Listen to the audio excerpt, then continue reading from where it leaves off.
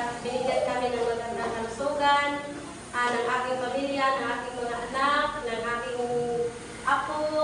Salamat Lord at wala po kami karamdaman buong linggo. Napakalaking biyaya po sa amin yung hindi po kami nagkakasakit. Pinaprovide po kami ng lahat ng aming pangangailangan at yung mga anak ko po na maalis, kahit gabi na po sila nakakauwi, binabalik po sila sa akin ng Panginoon ng ligtas.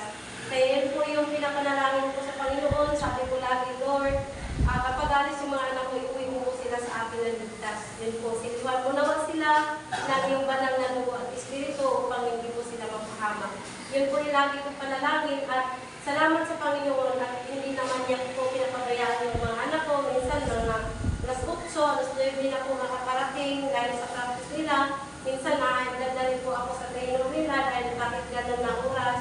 Pero sa ngayon po talagang gabi po sila mag-iikot dahil isa na po yung ngayon. Kaya salamat sa Panginoon sa binigay niyang opportunity sa aking mga anak. Bagamat hindi nakasali yung bunso-bunsoan ko ngayon dahil underage pa po siya.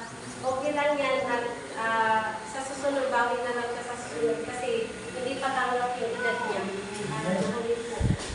Meron po akong verse na iwan sa inyo, Psalm 31:3, ikaw ang aking kandungan at sanggalang, ayon sa pangako mo, aakayin ako at patnubayan. Amen. Amen. Anong pa